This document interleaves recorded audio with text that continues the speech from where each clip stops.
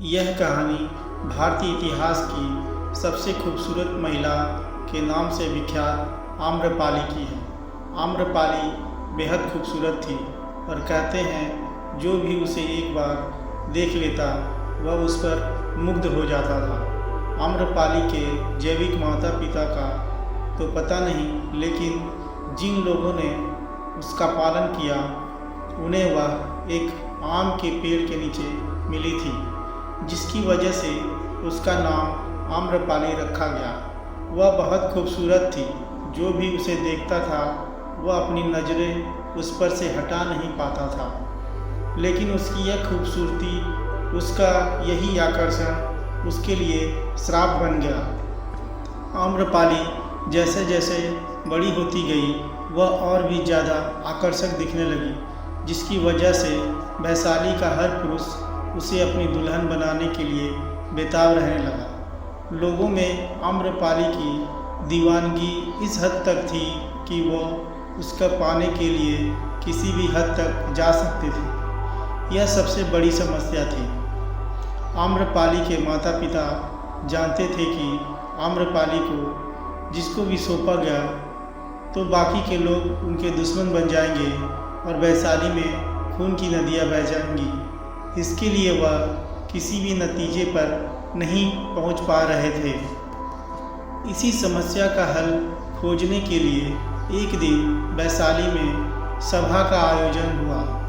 इस सभा में मौजूद सभी पुरुष आम्रपाली से विवाह करना चाहते थे, जिसकी वजह से कोई निर्णय लिया जाना मुश्किल हो गया था। इस समस्या के समाधान के लिए अलग अलग विचार प्रस्तुत किए गए, लेकिन कोई इस समस्या को सुलझा नहीं पाया। लेकिन अंत में सर्वसम्मति के साथ आम्रपाली को नगर वधू यानी वेश्या घोषित कर दिया गया। ऐसा इसलिए किया गया क्योंकि सभी जन वैशाली के गणतंत्र को बचा कर रखना चाहते थे। लेकिन अगर आम्रपाली को किसी एक को सौंप दिया जाता तो इससे एकता खंडित हो सकती थी। नगर वधू बनने के बाद हर कोई उसे पाने के लिए स्वतंत्र था। इस तरह गणतंत्र के एक निर्णय ने उसे वेश्या बनाकर छोड़ दिया। लेकिन आम्रपाली की कहानी यहीं समाप्त नहीं होती है।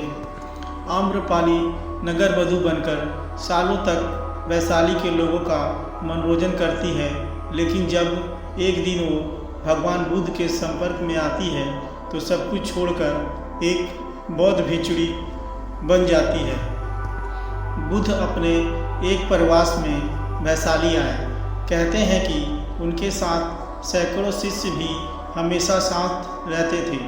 सभी शिष्य प्रतिदिन वैशाली की गलियों में भिक्षा मांगने जाते थे।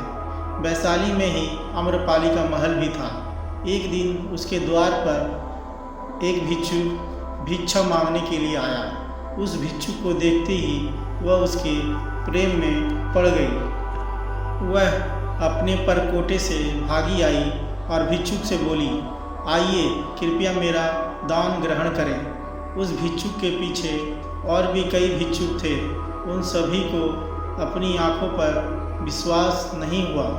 जब युवक भिक्षु आम्रपाली की भवन में भिक्षा लेने के लिए गया तो वे ईर्ष्या और क्रोध से जल उठे।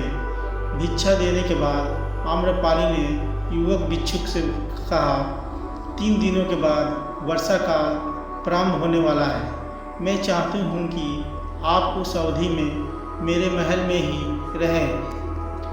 युवक भिक्षु ने कहा, मुझे इसके लिए अपने स्वामी बुद्ध से अनुमति लेनी होगी। यदि वे अनुमति देंगे तो मैं यहाँ रुक जाऊँगा।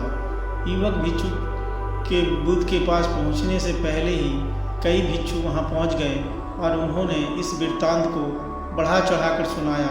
वह स्त्री वेश्या है और एक भिक्षु वहाँ पूरे 4 महीने तक कैसे रह सकता है। भगवान बुद्ध ने कहा, शांत रहो, उसे आने दो। अभी उसने रुकने का निश्चय नहीं किया है। वह वहाँ तभी रुकेगा जब मैं उसे अनुमति दूंगा। युवक भिक्षु आया और उसने बुद्ध को सारी बातें बताई। बुद्ध ने उसकी आंखों में देखा और कहा, तुम वहाँ रह सकते हो, 3 दिनों के बाद युवक भिक्षु आम्रपाली के महल में रहने के लिए चला गया। अन्य भिक्षु नगर में चल रही बातें बुद्ध को सुनाने लगे। सारे नगर में एक ही चर्चा हो रही है कि एक युवक भिक्षु आम्रपाली के महल में 4 महीने तक रहेगा। बुद्ध ने कहा, तुम सब अपनी दिनचर्या का पालन करो। मुझे अपने शिष्य पर विश्वास है। मैंने उसकी आंखों में देखा है कि उसके मन में अब कोई इच्छाएं नहीं है। मुझे उसके ध्यान और संयम पर विश्वास है। तुम सभी इतने व्यग्र और चिंतित क्यों हो रहे हो? यदि उसका धर्म अटल है तो आम्रपाली भी उससे प्रभावित हुए बिना नहीं रहेगी, और यदि उसका धर्म निर्बल है तो वह आम्रपाली के सामने समर्पण कर देगा। यह तो भिक्षु के लिए परीक्षा का समय है। बस 4 महीने तक प्रतीक्षा कर लो। मुझे उस पर पूर्ण विश्वास है, वह मेरे विश्वास पर खरा उतरेगा। उनमें से कई भिक्षुकों को बुद्ध की बात पर विश्वास नहीं हुआ। उन्होंने सोचा वह उस पर नाहक ही इतना भरोसा करते हैं। भिक्षु अभी युवक है और आम्रपाली बहुत सुंदर है। वह भिक्षु संघ की प्रतिष्ठा को खतरे में डाल रहे हैं। 4 महीनों के बाद युवक भिक्षु बिहार लौट आया और उसके पीछे पीछे आम्रपाली भी बुद्ध के पास आई। आम्रपाली ने बुद्ध से भिक्षुणी संघ में प्रवेश देने की आज्ञा मांगी। उसने कहा, मैंने आपके भिक्षु को अपनी ओर खींचने के हर संभव प्रयास किए, पर मैं हार गई। उसके आचरण ने मुझे यह मानने पर विवश कर दिया कि आपके चरणों में ही सत्य और मुक्ति का मार्ग है। मैं अपनी समस्त संपदा भिक्षु संघ के लिए दान में देती हूँ। आम्रपाली के महल और उपवनों को चतुर्मास में सभी भिक्षुकों के रहने के लिए उपयोग में लिया जाने लगा। आगे चलकर वह बुद्ध के संघ में सबसे प्रतिष्ठित भिक्षुणियों में से एक बनी, जबकि यशोधरा को भी बुद्ध ने भिक्षुणी बनाने से इनकार कर दिया था। किंतु आम्रपाली की श्रद्धा, भक्ति और मन की विरक्ति से प्रभावित होकर नारियों को भी उन्होंने संघ में प्रवेश का अधिकार प्रदान किया।